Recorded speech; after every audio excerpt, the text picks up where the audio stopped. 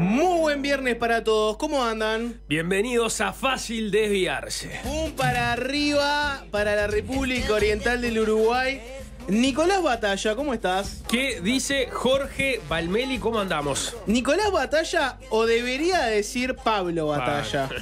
No, pero no le den más exposición a algo que no lo. O debería que no lo merece, decir Jorge, Pablo por Batalla. favor, La dejé seguir, pero me siguen llegando sus cosas porque estoy atento a todos los movimientos del tablero político. ¿La dejaste de seguir? Sí, dejé de seguir, pero hace tiempo ya. No te interesa lo que diga alguien que ocupa la cámara alta y que va a repetir en el próximo periodo? Sí me interesa, pero puedo ver sus cosas igual y de otras formas. Graciela Bianchi, la senadora Graciela Bianchi,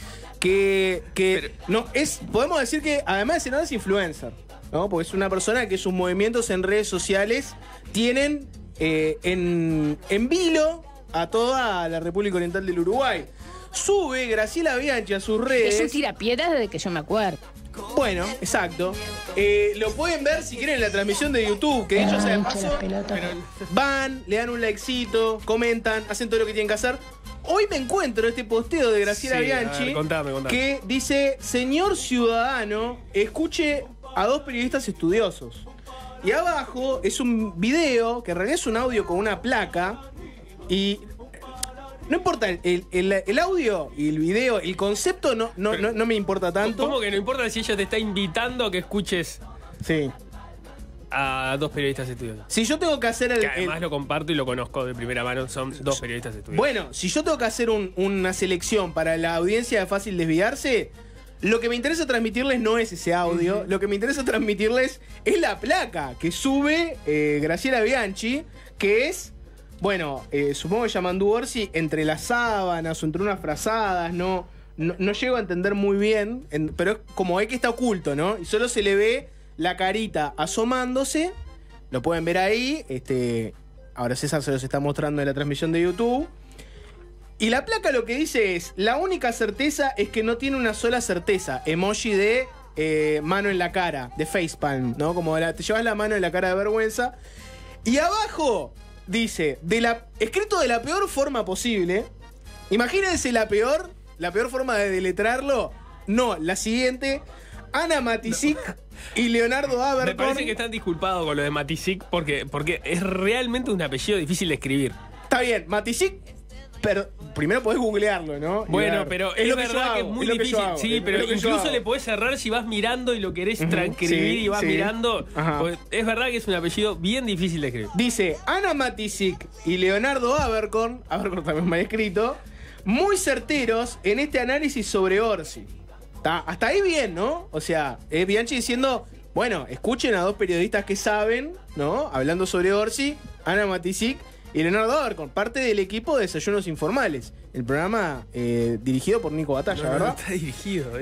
Pero abajo dice, por otro lado, Pablo Batalla defendiendo y minimizando el desastre que es Orsi. No me siento aludido. Pablo Batalla. No me siento aludido. No me molesta que a un amigo personal como Nico Batalla lo tilden de defensor de Orsi. No me molesta. Me molesta que no le reconozcan que es Nico Batalla. ¿Cómo Pablo Batalla? Pero eso lo puso otra persona y ella no iba a entrar a editar la placa. Pero Graciela Bianchi sabe que te llamas Nicolás Batalla. No necesariamente. Sabe perfecto. Puede no saber. Debería saber cómo es mi nombre de pila, quién soy, por qué debería saber quién soy. Sabe todo. A ver, Graciela Bianchi no sabe cómo se deletrea Matisic. Yo tampoco lo sabría, si me lo preguntás así a bocajarro. No lo sé, lo tengo que googlear. Pero Pablo Batalla, ¿en serio, Nico? O sea, Pablo Batalla. ¿Quién es Pablo Batalla? No lo sé. Bueno, esa es la pregunta que tengo planteada para vos. No me ofende. No terminamos de saludar a este hermoso equipo que nos acompaña Fede Cuba hoy está operando FM del Sol con todo. Y después está él. Para muchos, una joven promesa. Para otros, un comunicador ya recontra consolidado. Él es César Giacosa. Y ahora sí, que siga pum para arriba. Rebote. Bueno, Nico, hoy mucho material. Por un lado, le prometo a la audiencia... Más contenidos de los que realmente podemos meter en este programa. Exactamente, sí. Le prometo a la audiencia, por ejemplo, una mesa dedicada a que ganó Donald Trump. No nos interesa... No es un homenaje. No nos interesa tanto cómo va a repercutir eso en Estados Unidos. Entiendo que es muy interesante eso, qué va a pasar con la inflación en Estados Unidos, el precio de la nafta, se meterá o no con los derechos adquiridos de las mujeres, etcétera. Todo eso es muy importante, pero esta mesa es... Ganó Donald Trump en Estados Unidos, ¿qué va a pasar con el resto del mundo? Exacto. Vamos a hablar de China, vamos a hablar de Rusia, vamos a hablar de Medio Oriente. Tenemos dos politólogos especializados en asuntos internacionales y vamos a estar mirando para todo el mundo, también para este lado, ¿no? Que es lo que pasa con el patio trasero de Estados Unidos, con América Latina, con Uruguay en particular. Totalmente. Pero antes de eso, se viene el debate, Nico. Se viene el debate que va a ser el domingo. Ya está confirmado, por ejemplo, que el equipo de Séptimo Día va a estar haciendo un post-programa. Va a haber Séptimo Día post-programa. Sí, estamos en condiciones de confirmarlo. No tengo claro.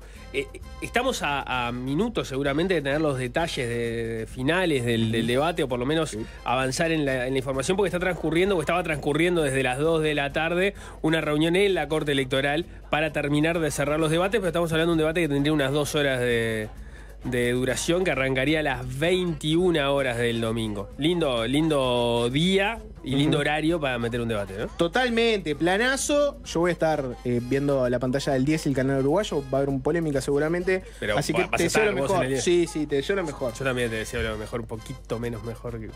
Aprendan comunicadores vieja escuela que se viven peleando. Esto, ¿ves? Acá no hay divisiones, ¿no? Tenemos más coincidencias que diferencias, como algunos candidatos dicen. Pero bueno, lo que te iba a decir es, vamos a hablar un poco de ese debate, de la data que tenemos, pero vamos a recorrer los últimos debates que tuvimos. ¿Se acuerdan del debate La Calle Martínez? ¿Qué se acuerdan de ese debate? Fueron 2 en realidad, ¿no? Uno más picado que el otro. Yo, por ejemplo, me había olvidado que habían sido 2 debates. Me lo recordaste vos hoy. Me había olvidado, pero por completo, que habían sido 2 debates. Uno antes y otro después del balotaje, ¿no? Sí. Antes y después de la primera vuelta, perdón. Pero antes de meternos en ese debate, cortito, porque ¿qué es lo que está en juego? A ver, no sería lo mismo entrar a este debate si tuviéramos, ¿no?, una aplastante diferencia entre un candidato y otro. Tenemos la primera data de cómo está la cosa, porque ayer la usina de Percepción Ciudadana, esta encuestadora, ¿se acuerdan la transmisión que hicimos el domingo de la primera vuelta? Sacamos a una de sus referentes, por ejemplo, por teléfono. Pero bueno, la usina de Percepción Ciudadana sacó su primera encuesta para saber cómo está la cosa de cara al balotaje. Sí, yo no sé si hacemos bien o hacemos mal en tener esta fijación con las encuestas que tenemos, pero yo admito que no me puedo despegar de ellas y seguramente estemos comentando cada una de las encuestas que aparezcan a lo largo de este mes, que creo, además, que no van a ser tantas, no queda tanto tiempo, de hecho, para el balotaje. La cuestión es que ayer se dio a conocer precisamente la primera encuesta de la usina de Percepción Ciudadana. Y el concepto es final abierto. Eso es lo que podemos decir. A ver, vamos con los datos principales que pusieron arriba de la mesa. 46% votaría a Yamandu Orsi, quienes lo están viendo por YouTube lo pueden seguir ahí. Un 43% apoyaría a Álvaro Delgado en la segunda vuelta. Y después tenemos un 7% de indecisos y un 4% que se inclinarían a votar en blanco o anulado, que es un porcentaje similar al que obtuvimos en la primera vuelta de blancos y anulados. Datos interesantes a mirar que aporta la usina de Percepción Ciudadana, que ustedes la pueden consultar, por ejemplo, en La Diaria o en el informe que presentaron en TV Ciudad. A ver, primero, que algo que sí es bastante intuitivo, el Frente Amplio y el Partido Nacional retienen casi la totalidad del electorado que obtuvieron en octubre, ahí no hay mayor sorpresa. Un 98% más o menos de los votantes del Frente Amplio en octubre van a repetir su voto ahora en noviembre, y un 93% de quienes votaron al Partido Nacional en octubre votarían la fórmula de Delgado-Ripoll en el balotaje. digamos, casi todos los que votaron a uno u otro partido van a votar al mismo candidato hacia el balotaje. Pero las preguntas pasan por qué van a ser los que votaron algún otro partido de la coalición en primera vuelta. A ver cuánta fuga de votos hay de los socios de la coalición. El 79% de quienes optaron en la primera vuelta por alguno de los partidos de la coalición y que no fue el Partido Nacional apoyarían al candidato blanco. O sea, se te caen casi 2 de cada 10 de los que votaron por los otros partidos de la coalición. Solo un 3% de ese grupo preferiría la fórmula del Frente Amplio. O sea, casi nada te va para el Frente Amplio. Es un dato bien relevante. Y hay un 18% que aún estaría indeciso.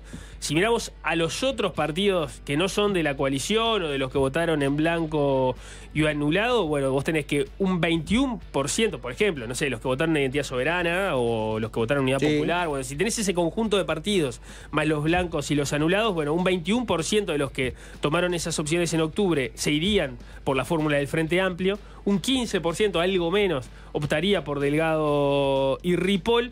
Hay un 38% que mantendría su opción de blanco o anulado y hay un 26%, o sea, casi 1 de cada 4 que son claves en esta elección que todavía están indecisos y por lo tanto la conclusión a la que llega la Usina de Percepción Ciudadana, y ahí entra a jugar fuerte el debate, es que esto se va a jugar con los indecisos, porque vos tenés 3 puntos de diferencia entre una fórmula y la otra y 7 puntos de indecisos, con indecisos que tienen características particulares, porque cómo se componen los indecisos según la información que proporciona Usina, según sus datos. Bueno, la mitad de los indecisos votó en primera vuelta o al Partido Colorado o a Cabildo Abierto o al Partido Independiente.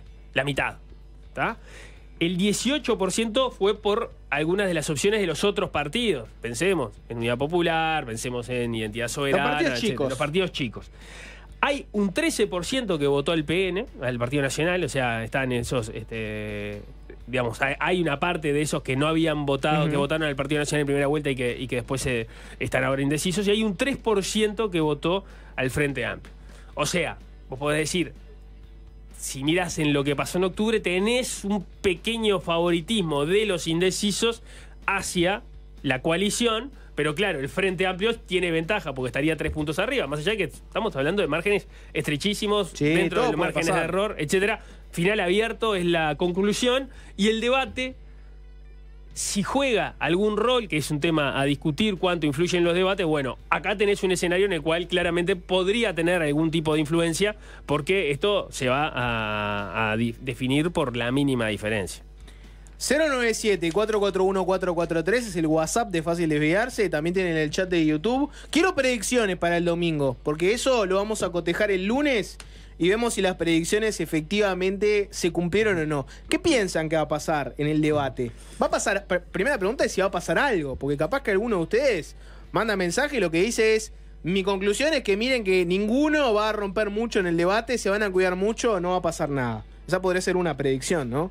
Otra predicción es que uno u otro van por todo. Podría ser, ¿no? Miren que Orsi va a ir por todo, Delgado va a ir por todo.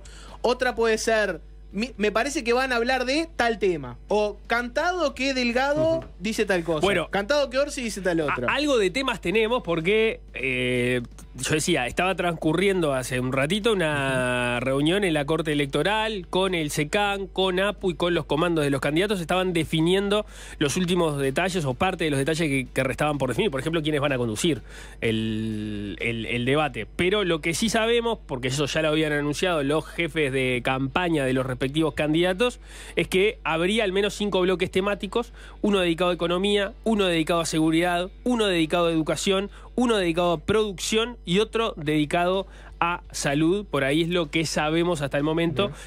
El máximo de duración que está establecido en la ley, o sea, más de eso no debería ser, es de 2 horas. Bien, una predicción que llega, por ejemplo, del 097-441-443 va a ser muy aburrido.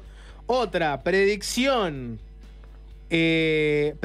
Orsi termina de demostrar que el pelado no era tan mal candidato. ¿Qué se acuerdan del debate de la calle Martínez? Porque vamos a volver a reeditarlo, a ver si tenemos alguna pista de cómo puede terminar siendo este debate. ¿Qué cosas hizo cada uno de los dos? ¿Qué cosas hizo la calle que podría ser Delgado de vuelta? ¿O qué cosas hizo la calle, como era oposición en ese momento, que Orsi podría decir, voy por acá, o al revés, ¿no? ¿Qué cosas hizo Martínez que hay que hacer? ¿No? Martínez como representante de un gobierno, por ejemplo, ¿no? Delgado agarrará alguna misma estrategia que Martínez, hará todo lo contrario. ¿Me dejás leer tu mensaje que acaba de llegar? ¿Para qué piden que mandemos mensajes si no los leen? Por eso ni mando saludos. Los estamos leyendo. Ya enseguida apretando conductores de radio sin darles una mínima oportunidad. ¿Qué es esto? A ver, por ejemplo.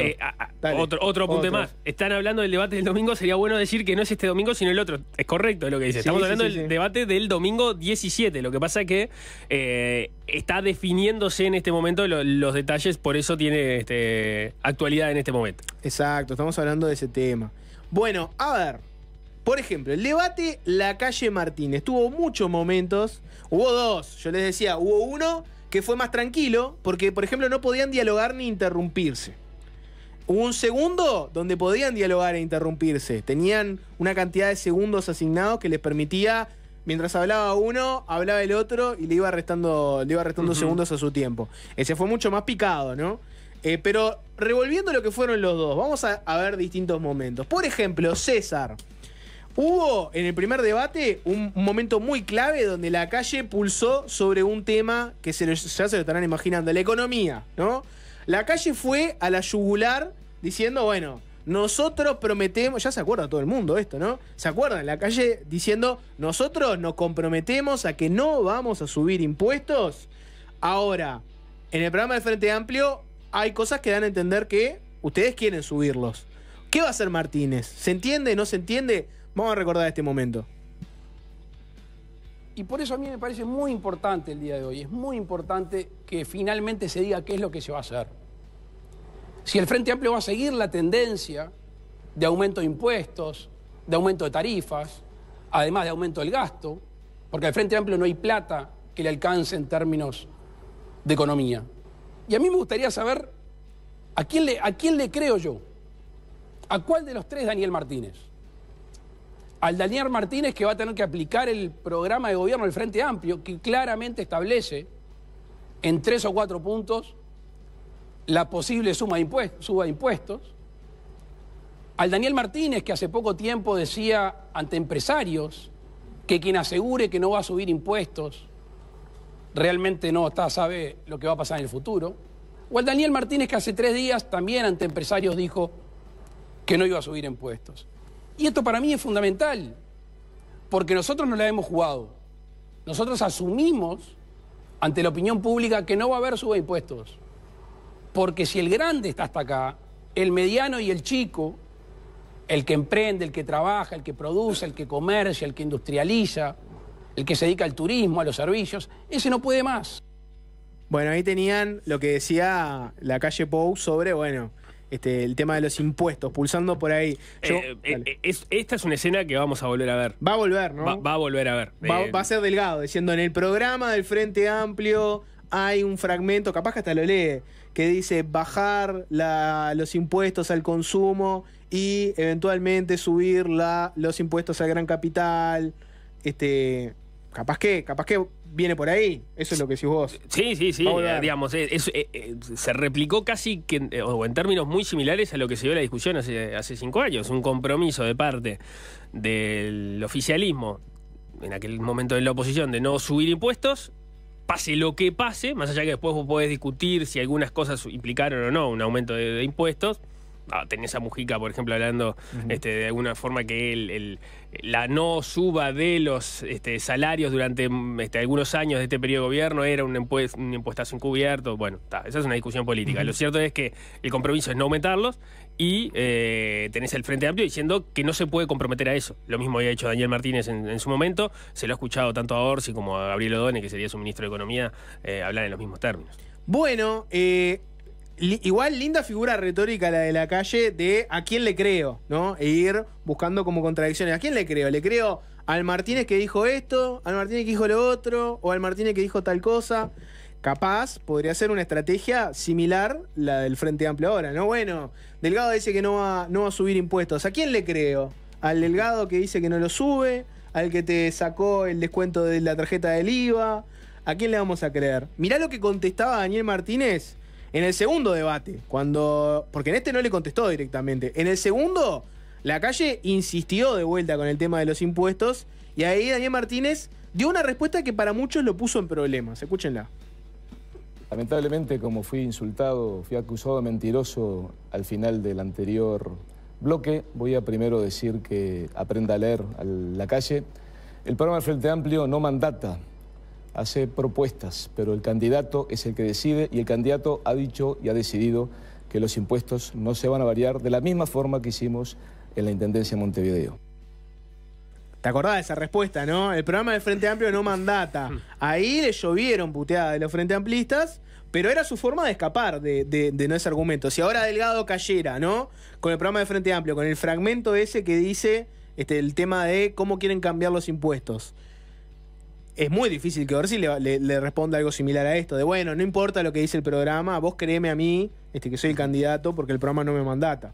Esa no la va a repetir. Sí, lo que pasa es que ahora la discusión ha ido por otros lados, por lo menos en cómo se responde del Frente Amplio. Creo que en algún momento Martínez llegó a encontrar esa respuesta en la discusión política más sobre el final de la campaña, hablando de, el tema de que vos tenés los impuestos como un instrumento y eventualmente no sabes lo que va a pasar y si tenés que ir hacia algún otro, te pasa algo, no estaba la pandemia en el horizonte en ese momento, pero te pasa algo con una pandemia, bueno, tenés que apelar a aumentar impuestos. Lo que sí se viene diciendo es que se entiende que no hay que aumentar en general la carga tributaria, que ya Uruguay tiene una carga tributaria que es adecuada y que no se querría poner una presión mayor sobre eso. Pero seguro que va a ser tema de discusión en el debate. Mira, acá tenés la cita exacta, porque ya la veo venir, ¿no? Una de mis predicciones es que puede darse la lectura también exacta, ¿no? ¿Qué es lo que dice el programa de Frente Amplio? Avanzar en la transformación del sistema tributario, reduciendo impuestos al consumo y fortaleciendo la imposición de la renta, el gran capital y el patrimonio con criterio de progresividad. Yo me imagino que si lo lee Delgado va a omitir la de reducir los impuestos al consumo y va a decir, pero el programa de Frente Amplio dice que hay que fortalecer la imposición a la renta, el gran capital y el patrimonio. Yo me imagino que esa sería una de mis predicciones, que va a tirar ese tema en un momento. Se lo escucharon estos días, por ejemplo, a Diego Labat, quien sería ministro de Economía si ganara Álvaro Delgado, que habla precisamente de que una estrategia como esa sería un problema para las inversiones y por lo tanto para la generación de trabajo. Bueno, por ahí va a ir parte de la discusión. ¿Algún otro mensaje más antes de seguir con el debate, no? Al 097-441-443, por ejemplo, que dice: en Uruguay no existen los debates. Debate es mesa por medio entre candidatos, sí a toda interrupción con argumentos. Actualmente solo van con discursos armados. Es verdad que hay un factor así, de que viene cada uno con su discurso, pero vos tenés que improvisar ese discurso en base a lo que te dice el otro. Porque el otro te va a venir con su discurso y vos le contestás, o solamente seguís como una topadora con lo que tenías armado sin reconocer nada de lo que te dice el otro. Por ejemplo, en el primer debate que tuvieron, que fue un poco en esa onda, porque no podían dialogar, Lacalle Pou, por ejemplo, hizo mucho énfasis en la seguridad, ¿no? Y va a ser interesante ver cómo se acomoda el discurso en materia de seguridad, porque tenemos muy fresco cuál era el que había por parte de la coalición cuando era oposición. Ahora hay que ver cómo va a plantarse como oficialismo. Antes tenías una coalición, en realidad Lacalle Pou, que llegaba sin haber pasado por el gobierno ninguno de los que estaba en un tiempo reciente. Te podías ir al gobierno de Jorge Valle, te podías ir a los gobiernos del Partido Nacional si querías, pero era ir muy atrás en el tiempo. Ahora los dos están muy frescos en la gestión de seguridad. Mirá lo que era, por ejemplo, el planteo de Lacalle Pou en materia de seguridad en el discurso que dio como tenía el tiempo para desarrollar. En materia de seguridad, el Frente Amplio también incumplió promesas y por eso no es creíble. Todos recordarán aquel aviso del presidente de la República comprometiendo que iba a bajar las rapiñas y los hurtos un 30%. Algunos recordarán el asesor estrella de Bonomi y también de Daniel Martínez, el señor Leal, diciendo en el 2014 que habían aprendido de los errores. Y los resultados, lamentablemente, son totalmente negativos. Lo que ha bajado también es la percepción del mal, de lo que está mal. Hay como una tolerancia hacia algunas acciones de algunos ciudadanos que otrora no eran tolerables. Claro, cuando tenemos un ejemplo de un presidente de la República que dice que no hay cosa más linda que entrar con una 45 a un banco, porque así de alguna manera te respetan, es muy complicado muchas veces incidir en estos temas de valores y de educación. Los uruguayos están pidiendo por un gobierno que no ponga más excusas, un gobierno que se haga cargo. Están clamando por alguien que ejerza la autoridad. Y para ejercer la autoridad hay que hacerse responsable.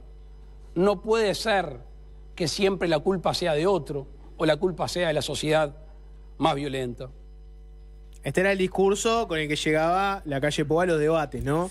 La calle Pou hizo varias cosas, no pude hacer un compilado de todas porque era muy extenso, pero por ejemplo, ¿no? Uno de los argumentos de la calle Pou, que sería interesante ver si se repite ahora por parte del Frente Amplio, es: quieren cambiar la gestión de seguridad con el mismo equipo. Viste que ahí lo mencionaba, por ejemplo, a Leal. Decía, no, bueno, prometieron que iban a bajar las rapiñas. Uno de los que lo prometió fue Gustavo Leal, que va a ser eventualmente el ministro del Interior de Daniel Martínez. Y el argumento de la calle de no se puede hacer algo distinto con la misma gente que viene fallando, puede ser interesante ver si se termina repitiendo. Si desde Frente Amplio van a decir, bueno, Delgado promete mejorar la seguridad y viene con el mismo equipo con el que estamos ahora, por ejemplo. Lo que pasa es que ahí vos ya tenés, me parece delineado cuál ha sido la discusión en este tramo. El Frente Amplio dice, bueno, nosotros aprendimos fue parte del proceso de autocrítica, por lo cual perdimos el gobierno, y este gobierno no lo solucionó, precisamos una discusión más amplia, fuera de lo electoral, más profunda. De parte de Álvaro Delgado también se habla de que, por ejemplo, en narcotráfico se deberían encontrar acuerdos comunes y ha hablado de una mesa de diálogo en relación a este asunto, entre otras cosas además, porque la votación arroja que nadie tiene mayorías parlamentarias y algún tipo de acuerdo va a necesitar con el Frente Amplio por lo pronto a nivel legislativo. Pero la prédica del oficialismo actual es, bueno, nosotros bajamos los números de los delitos. El Frente Amplio le va a decir, bueno, en realidad los delitos más trazables, que son los homicidios, que no son denuncias de homicidios, sino que son homicidios propiamente dichos, los otros son denuncias de rapiña, bueno, esos no bajaron, se mantuvieron. Si vos mirás los 5 años, es el periodo de mayor cantidad de asesinatos. Si lo mirás año a año, ahí no, porque los años récord estuvieron sobre el final del periodo anterior. Pero básicamente la discusión va por ahí. El gobierno va a decir, bueno, nosotros bajamos todos los delitos, tenemos un tema a trabajar con los homicidios que dejaron de subir y se están manteniendo más o menos, algún año más, algún año menos, que lo que teníamos antes. Esa es la prédica, me parece. Vos tenés también, viste que esto es lo que decía la calle, ¿no? De vuelta, otras de esas figuras retóricas, ¿no? Bueno, la verdad que es muy difícil transmitir valores cuando tenés un presidente que dice que no hay nada más lindo que entrar a un banco con 45.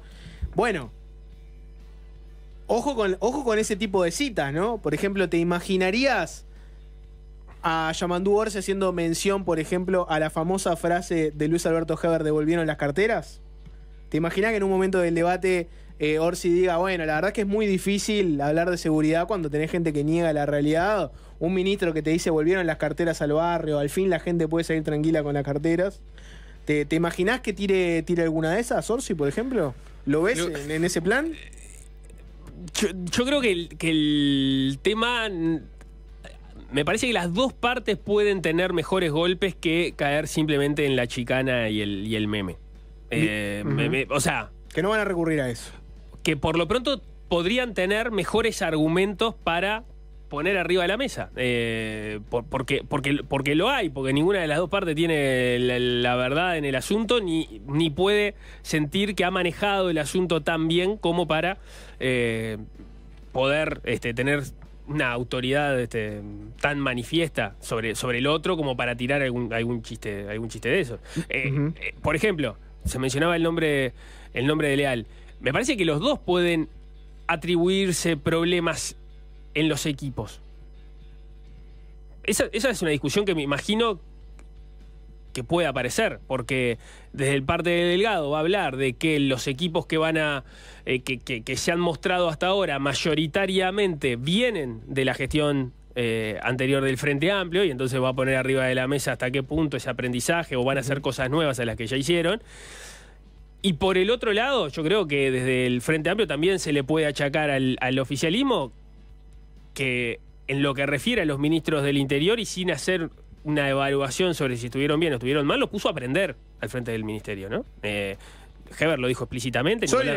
Nicolás Martinelli tampoco venía con una experiencia en cual fuera evidente que tuviera que asumir ese rol, más allá de que después ya en el gobierno sí había estado un tiempo en el Ministerio del Interior antes de llegar a ser el ministro, pero en el tema que más preocupa a los uruguayos y que era un tema clave para este gobierno cuando asumió, terminó poniendo.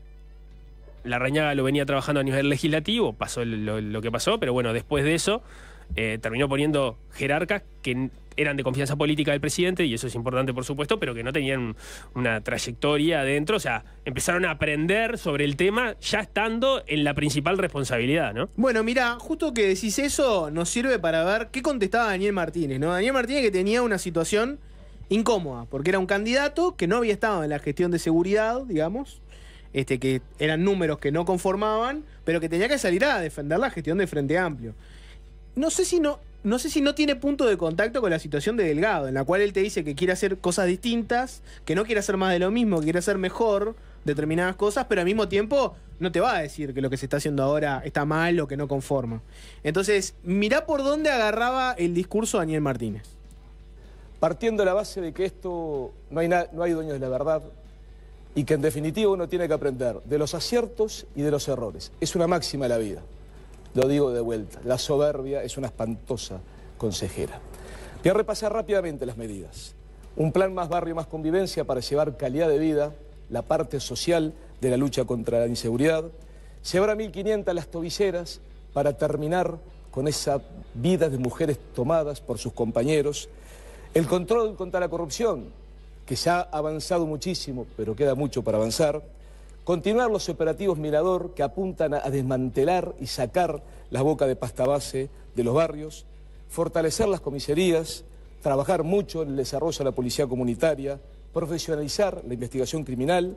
6, ampliar la prevención y vigilancia fortaleciendo el PADO. Llevar a 10.000 las cámaras de videovigilancia, de forma a utilizar la tecnología al servicio de los ciudadanos.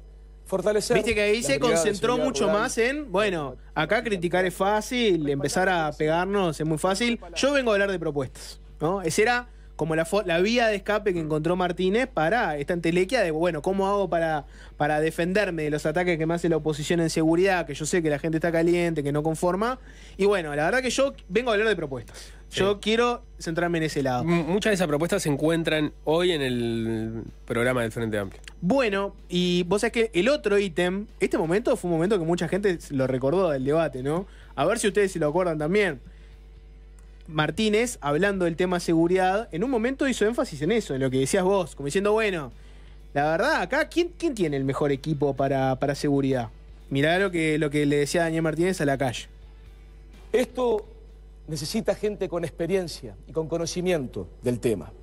Recién la calle decía que él va a liderar personalmente el problema de la seguridad. Y sin embargo, la verdad que el otro día, con alguna medida que planteó, nos dejó medios que no entendemos. Planteó de que había que autorizar a la policía a pedir la cédula en la calle. Y sin embargo, la ley de procedimiento policial ya lo permite. Es más, le informo a la calle que en el 2018, en 477.000 y algo de casos, se pidió cédula en la calle por parte de la policía. A veces nos da la impresión que los asesores de la calle se quedaron en la época del fax. Por lo tanto, señor Lacalle, míreme a los ojos. Usted no tiene, me parece, la experiencia y el conocimiento como para liderar este proceso. Deje que gente con experiencia, que ha enfrentado a la delincuencia con el chaleco antibalas, sea quien lidere el retornar un país seguro y de convivencia en paz. Bueno, mucha gente se acordaba del míreme a los ojos, ¿no? Que fue un momento de interacción que rápidamente volvió a mirar a la cámara. Y además tampoco nos ayudó la transmisión de que no mostraron a la calle cuando le dijo míreme a los ojos. Yo quería ver si la calle lo iba a mirar a los ojos o no. Claro, pero para mirarlo a los ojos la calle tenía que salir de donde estaba, dar la vuelta y ponerse adelante de la cámara que estaba enfrente a Daniel Martínez, porque empezó a mirar a la cámara enseguida. En fin, pero viste que el concepto... Una lástima de la estrategia de Martínez porque estaba bien o sea, sí, míreme a los ojos. Hubiese sido un buen golpe de efecto en vez de un bluff como terminó siendo, ¿no? No rindió. Pero bueno, pero el concepto de Martínez era ese. Era, a ver, ¿quién tiene el mejor equipo? ¿No? ¿Viene a mejorar la seguridad a alguien que no tiene experiencia ninguna en seguridad? No, correte y deja que los que sabemos, entre comillas, no lo manejemos.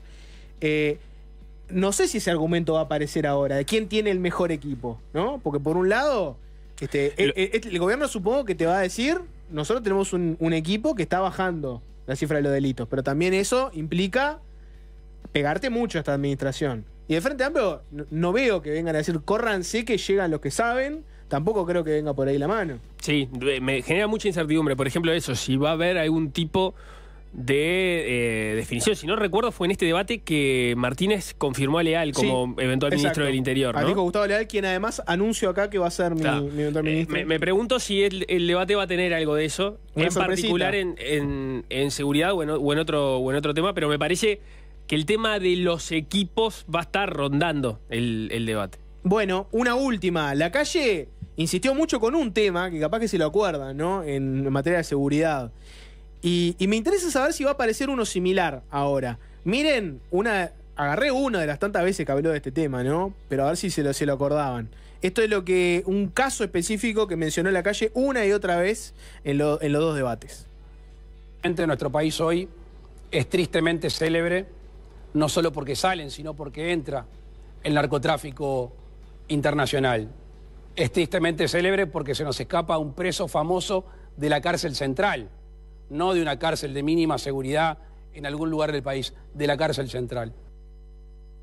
Moravito una y otra vez se escapó Moravito se escapó de cárcel central caminando. ¿Cómo puede ser? Somos un pésimo ejemplo a nivel internacional, hoy somos tristemente célebres. Hay que ver si va a aparecer un Moravito, ¿no? Por ejemplo, un tristemente célebre, el pasaporte a Marcet, decís, por ejemplo. Tristemente célebres somos conocidos por haberle dado un pasaporte a un narco. O tristemente célebres porque, no sé, y meté el caso que te guste más, puede ser el de Astesiano también, ¿no? Bueno, porque el jefe de custodia del presidente terminó procesado por asociación para delinquir, etcétera. La pregunta es cuánto se va a machacar la seguridad con un caso específico, ¿no? De agarrar y pintar toda una administración con un caso específico y viceversa, ¿no? Que Delgado, si en algún momento lo empiezan a atacar, diga, bueno, acá llegaron los que dejaron escaparse a Moravito, a darnos clase de cómo hay que hacer determinadas cosas, ¿no? Sí. Entiendo que el efecto Moravito no vale lo mismo en la campaña y en el debate del 2019 que en la campaña y el debate del 2024, ¿no? Es claro que esa bala ya la usaste, la podés eventualmente volver a mencionar, pero ya no pesa lo mismo. Por el contrario, sí me imagino que en algún momento va a aparecer el listado de escándalos, llamémosle así, que se dieron en este gobierno. Te leo algunos mensajes más, como por ejemplo en el chat de YouTube. Los debates no sirven para nada, y ese en particular se trató más de periodistas rascándose la panza entre ellos que de tener un debate como la gente. Es cierto que si volvemos al esquema donde cada bloque va a haber recambio de periodistas, por favor no gasten 3 minutos en agradecer la oportunidad y saludar de vuelta a los candidatos. Lean el teleprompter. No, nada de qué bueno que está acá, ojalá que no sé qué. No me interesa. O sea, tanda, vuelven de la tanda y candidato X, hablemos de tal cosa. El tema elegido por los asesores fue arranca usted. Nada de bueno, qué bien que estamos, ojalá que sea un debate por lo alto, no sé qué. Si cada vez que se vuelve de una tanda vienen los buenos deseos de que el debate sea por lo alto, la verdad que venimos mal. Otro mensaje, por ejemplo, vos, ¿por qué no Marquitos? Dicen que mintió la calle Pou, aumentaron los impuestos, aumentaron las tarifas, los combustibles, etcétera, etcétera? Mintieron. ¿Dice alguien?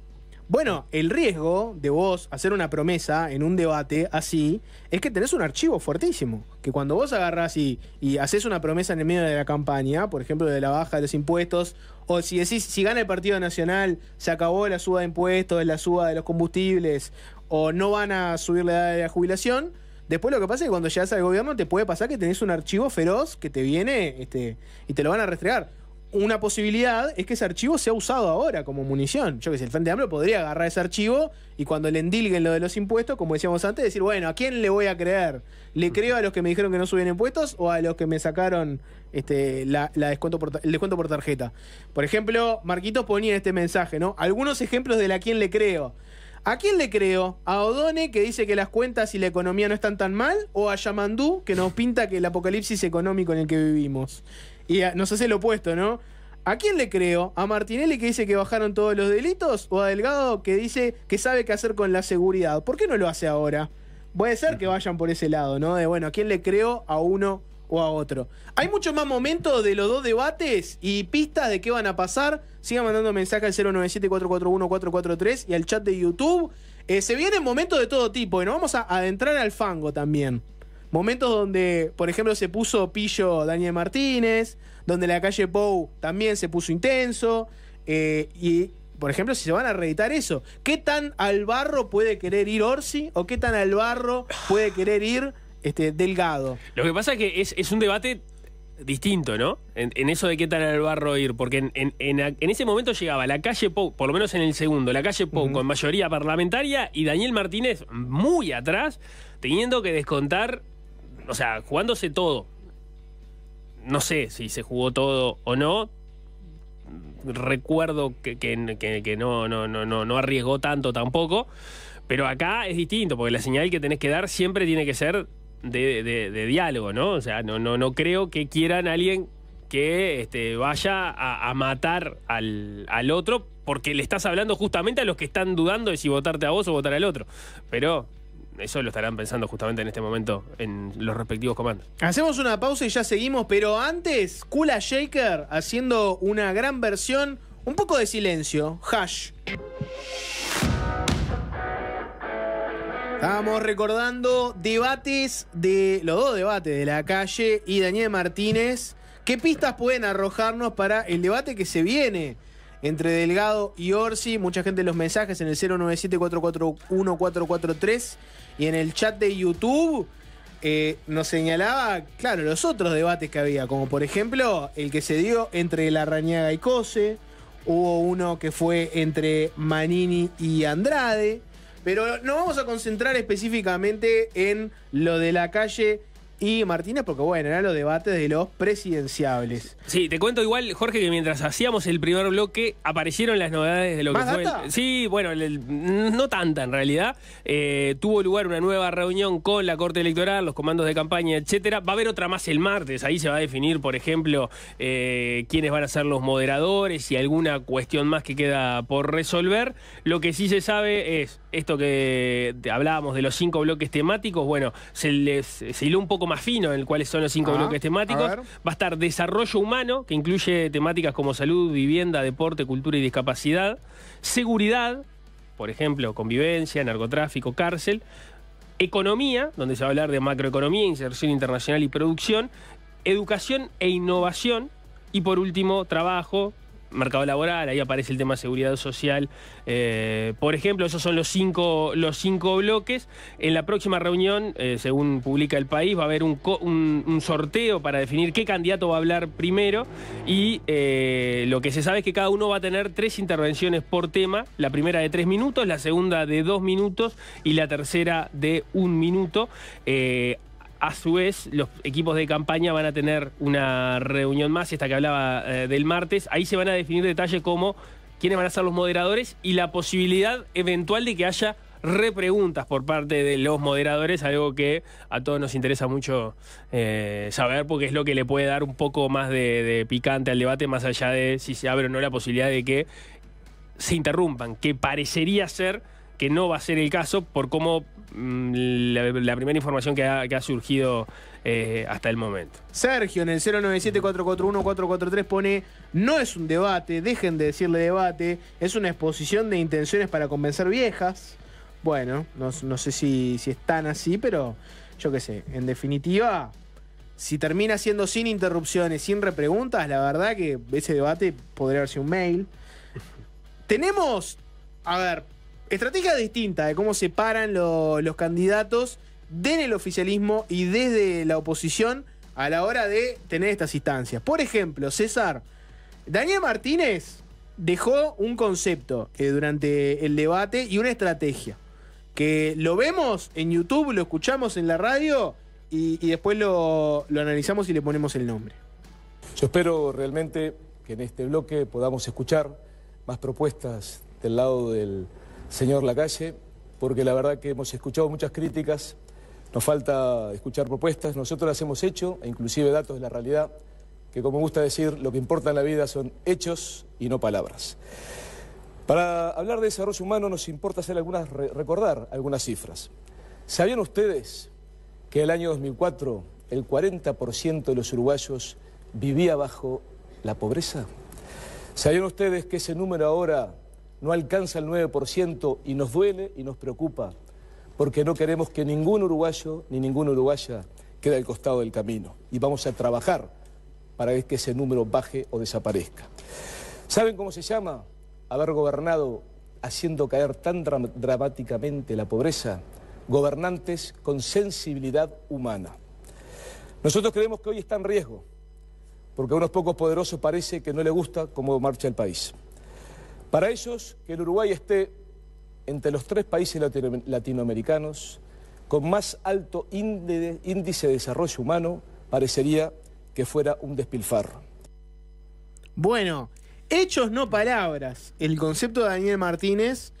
Y viste que hay una estrategia que es la de machacar con los logros, ¿no? Que es una estrategia discursiva de, bueno, me toca a mí hablar, vamos a hablar de todas las cosas que yo hice. Hice esto, hice lo otro, el indicador tal, lo agarramos en este, ahora está en lo otro.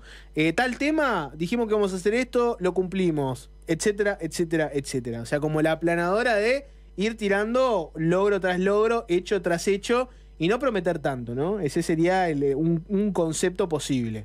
Lo otro es ir al debate ideológico, ¿no? Yo represento esto, vos representás lo otro, ¿no? Bueno, lo que pasa, ahí me imagino que parte de esto va a aparecer en el debate, ¿no? El hecho de Orsi hablando de los logros, de los indicadores sociales en los gobiernos del Frente Amplio, que son indiscutibles. Vos vas a decir desde la oposición, bueno, tuviste el crecimiento económico, viniste estabas tomando con uno de los momentos cuando estabas saliendo de una crisis, bueno, pero los datos son los datos. Por el lado del gobierno se va a decir, bueno, nos decían que íbamos a barrer con todos, con las políticas sociales, y apareció la pandemia y creamos el seguro de desempleo parcial y mantuvimos las políticas sociales, creamos el bono infancia. Bueno, por ahí me imagino que va a ir parte de la discusión por ese lado, ¿no? Bueno, esa es una estrategia. Te doy otra. ¿Cómo le contestó Lacalle a esto? ¿No? Escúchenlo y le vamos a poner el nombre a la estrategia. ¿Lo tenés por ahí, César? Vamos a verlo.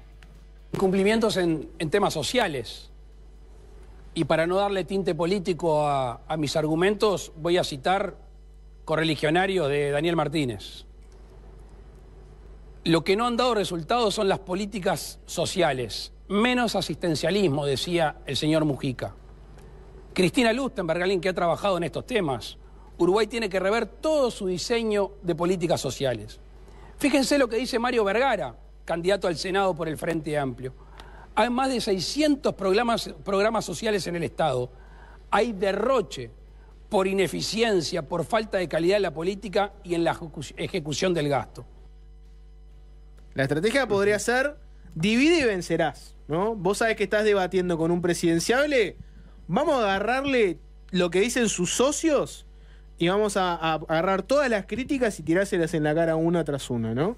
Pienso que si lo hiciera Delgado, puede agarrar y decir, bueno, a ver qué decía Andrade sobre tal tema, el que piense distinto, hacer énfasis, por ejemplo, en las diferencias que tenían en seguridad social, por decirte algo, ¿no?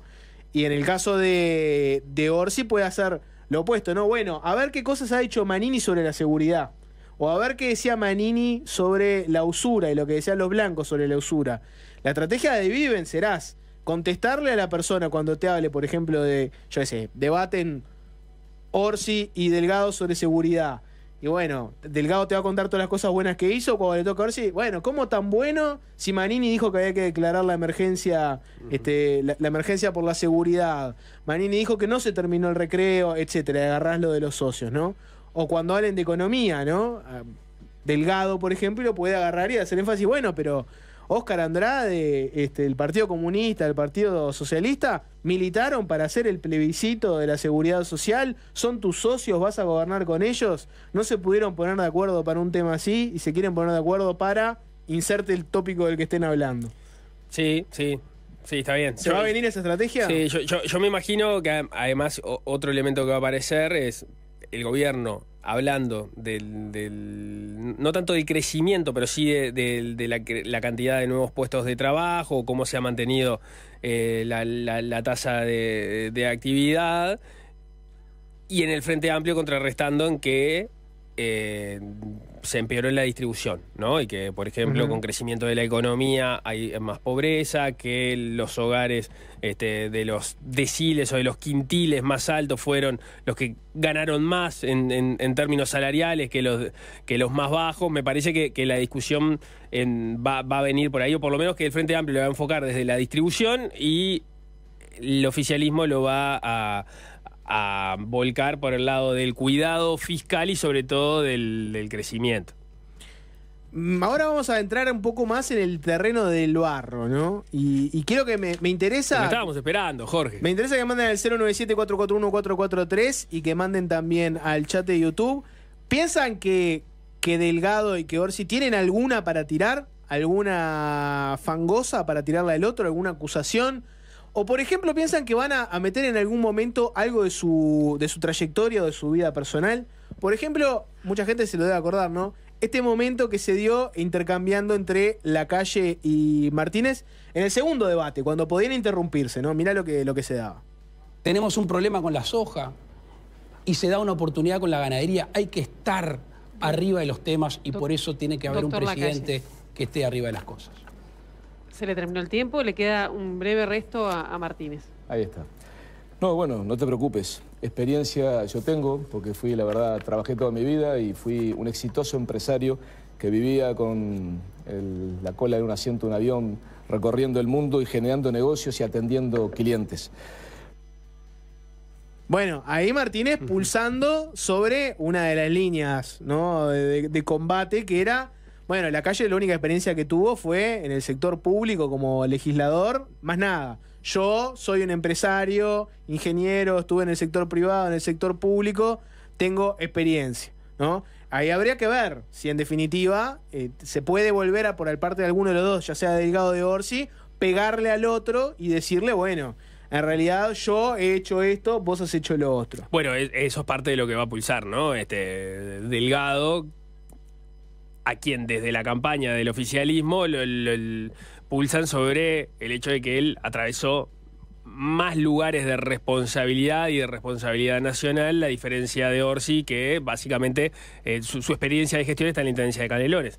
Seguramente sobre lo que pulse Orsi es cómo ha llevado adelante la administración en Canelones, y lo que destacan incluso gente de otros partidos sobre él vinculado a su capacidad de diálogo. Algo que está haciendo, de hecho, ahora por estos días Delgado, a propósito de archivos donde dirigentes del Frente Amplio, del PIT-CNT, han destacado su capacidad de diálogo también. Este mensaje que dice, yo creo que ambos tienen y tendrán guardado algo fangoso, pero no se van a pegar indiscriminadamente. Si alguno piensa que va perdiendo, puede usarlo, pero no creo que se lastimen. Pone entre comillas lastimen, ¿no?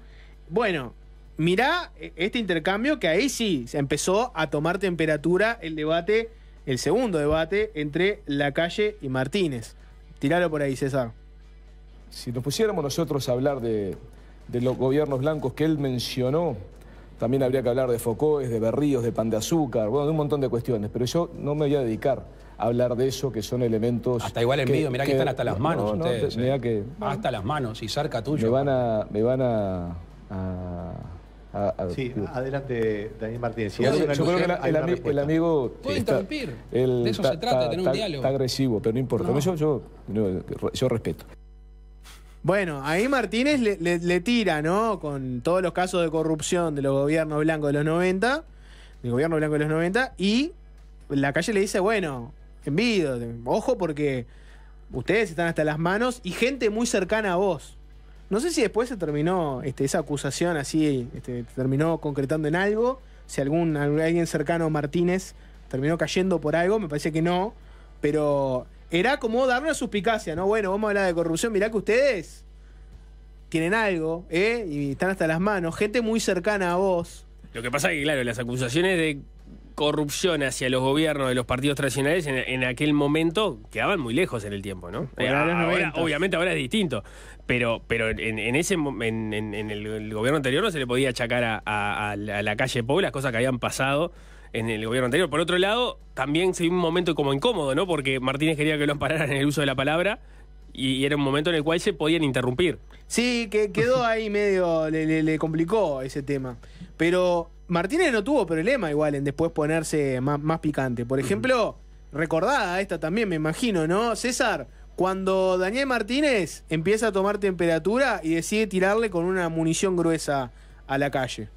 Que sí hizo referencia a supuestos amigos que hicieron negocio en Venezuela. Y yo creo que hay que tener autoridad a veces para decir las cosas, ¿no? Yo no quería meterme en esto, pero la verdad, todos sabemos que hace poco la vía judicial el gobierno logró recuperar un campo que tenía a partir del año 94, cuando era secretario del ministro de Transporte y Obras Públicas, el senador Álvaro Delgado. No cumplía ninguna condición para ser colono. Ustedes saben los colonos que requieren, y es lógico. El Estado trata de ayudar a quienes realmente necesitan, quienes se van a radicar y trabajar en el territorio. Era como lamentablemente se daba en esa época en base a alguna tarjetita, que tengo algunas copias de algunas, en los cuales se recomendaba, y en este caso era por ser secretario del ministro de Transporte y Obras Públicas. La verdad que yo creo que hay que dar el ejemplo, porque yo creo que ese no es el Uruguay que yo quiero. Yo quiero el Uruguay donde todo el mundo tenga igualdad de oportunidades y donde no haya privilegios para nadie. Por lo tanto, lamento que haya hecho referencias a cuestiones que en todo caso hay que probarlas. Esto fue probado y la justicia la retiró hoy a instancia del gobierno el campo, pegado a lo de sus suegros, o casualidad además, en Paysandú, porque en definitiva estaba incorrectamente dado. Está equivocado. Pero bueno, eso es lo que salió. Infórmese bien porque está equivocado. La prensa. Pero bueno, yo lo que además, en definitiva... muy bajo, está equivocado. Bueno, tú... Ah, claro, o sea, los privilegiados pueden decirnos cualquier cosa, que tenemos amigos que hicieron negocios turbios en Venezuela, todo. Nosotros no podemos decir nada, pero no importa, eso es parte de la visión, si dice la verdad, no hay problema. de la visión que cada uno tiene. Bueno, ahí le tiró con munición 100% gruesa a Martínez, ¿no? ¿Y vos decís que efectivamente se lo había guardado por si el debate escalaba, o lo iba a tirar igual diciendo no quería entrar en esto, pero ya que estamos... No, para mí lo guardó. Para mí lo guardó. Si me tiran con algo, tengo esto para tirarlo. Viste que la respuesta de la calle fue no contestar nada, poner cara de enojo y decir, eso es mentira, diga la verdad. Además es bajo. Sí. Esa es una gran respuesta cuando empieza a aparecer este tipo de munición, ¿no? Tratar al otro de que está yendo por lo bajo. Que te traten de fangoso. Está yendo al barro. Pero enojado y firme. Sí, y diciendo que no es verdad, ¿no? Después tenés que ir y demostrarlo. Y contrastarlo. Bueno, al día siguiente, o creo que en la misma noche, Delgado dio sus explicaciones, pero bueno, para el momento del debate decís, no es verdad y es bajo. Y zanjás la discusión. Acá tenés muchos puntos donde podrías decir, bueno, ¿hasta dónde van a tirar de la piola, no? Por ejemplo, con el caso Astesiano, ¿hasta dónde tirar de la piola? Con el caso Marceta, ¿hasta dónde tirar la piola? Y tenés uno que es el caso Penades, que ese sería ir al barro absoluto, ¿no? Ese es ir al barro absoluto. No va a aparecer, imagino que no va a aparecer ese Yo caso. también, me imagino que no. Tenés, César, lo que decía la calle sobre el tema de los negocios con Venezuela para darle un poco de contexto y que se genere otro momento. Y vamos con ese que es el último. Y hizo referencia a supuestos amigos que hicieron negocio en Venezuela. Y yo creo que hay que tener autoridad a veces para decir las cosas, ¿no? Yo no quería meterme en esto, pero la verdad, todos sabemos que hace poco... Ese es el mismo, ¿no? No sé si tenés otro que es de la calle de negocios de Venezuela. A ver si puede ser, si no, capaz que lo habré guardado mal yo, ¿no, César? ¿O sí? No creo. Soy falible. Estoy en una situación muy difícil porque no creo que ninguno de los dos se haya equivocado. Seguramente yo entré y borré el archivo sin querer. Pudo haber sido que Nico entró y borró. Pero bueno, básicamente no importa. Lo que decía la calle es, bueno, ¿qué negocios turbios tienen ustedes con Venezuela que se niegan a que se niegan en definitiva a condenar la dictadura venezolana. Algo pasó ahí que a mí me interesa investigar y que ustedes por algún motivo no quieren revelar exactamente qué es lo que está pasando. Me imagino la carta de Venezuela apareciendo nuevamente. ¿Vuelve Venezuela? Sí, ¿Para yo creo vos que va a vuelve aparecer la carta de Venezuela? Venezuela. ¿No quedó viejo Sí, Venezuela? sí. No, va a aparecer la carta de Venezuela, seguro. Seguro que va a aparecer la carta de Venezuela.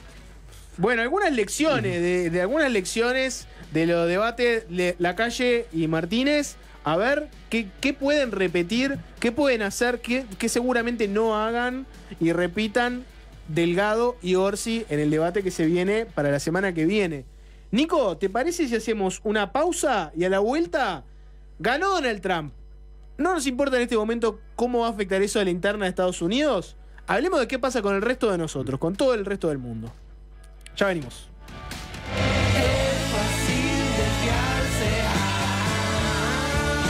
Fácil desviarse.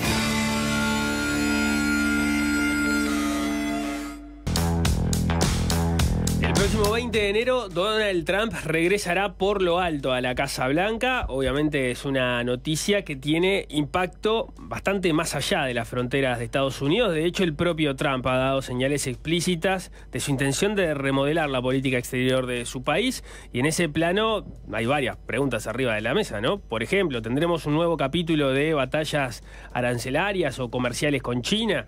¿Qué postura va a asumir respecto a la guerra en Ucrania? ¿Cómo va a seguir su relación con la OTAN?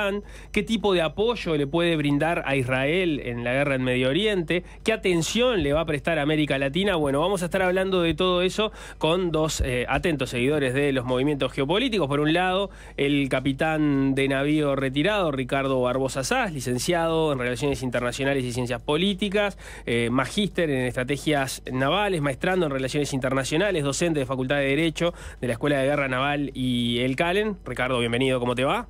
Buenas tardes Jorge, buenas tardes a Micaela, buenas tardes a todos los escuchas. Y ahí Ricardo la presentaba. Tenemos por el otro lado a Micaela Gorriti, licenciada en Ciencia Política, candidata a magíster o maestranda en Ciencia Política y docente en Ciencias Sociales y Facultad de Derecho. Bienvenida, Micaela, ¿cómo andás? Bueno, buenas tardes a todos, gracias por la invitación también. Bueno, gracias a ambos por estar acá. La invitación es hablar de la repercusión a nivel internacional que puede tener la llegada de Trump nuevamente a la Casa Blanca. No sé si hay algún comentario de política interna de Estados Unidos que quieran hacer antes de directamente hablar de lo que puede pasar en el resto del mundo. Se veía venir, capaz que puede ser la pregunta, ¿no? Ahí va, ¿les sorprendió? No, a ver, creo que todos coincidimos en que los medios de prensa daban como una paridad.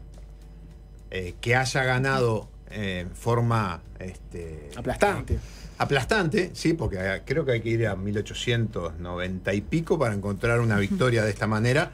Y como decía Micaela, cuando estábamos fuera de micrófono, todavía no se sabe lo de la Cámara de Diputados. Que yo de repente lo que enmarcaría, porque hay un imaginario que el presidente de los Estados Unidos es como que puede ser desde Dios hasta el asesino y tiene permitido todo. Entonces, en la Constitución americana, lo que sucedió en estas elecciones es que eligieron a alguien para que represente a los 50 Estados Unidos, que no es menor detalle porque cada estado a su vez tiene su presidente, que es el gobernador, y su constitución. ¿Qué funciones cumple principalmente? Dirige, es presidente del Estado y jefe de gobierno. Dirige el Poder Ejecutivo, representa en el exterior a los 50 estados y es comandante en jefe de las Fuerzas Armadas. Punto. Del 73 para adelante puede desplegar tropas para determinados eventos hasta 60 días. Después de eso no puede hacer nada más. Por ejemplo, ¿por qué terminó la guerra de Vietnam? ¿Se terminó la guerra? ¿Ganaron los americanos? No. El Congreso decidió no asignarle más fondos a las Fuerzas Armadas y hubo que repatriarlos. Al grado que los que tenían seguros de heridos y muerte en Estados Unidos no pudieron cobrar los seguros porque no había declaración de guerra de Estados Unidos a Vietnam. Entonces el presidente tiene una imagen de poder, pero está muy limitado por esos equilibrios internos. Sí, bueno, a mí lo que más me impactó a nivel interno fue la distribución del voto. Se habló mucho del voto latino, del voto masculino, ¿no?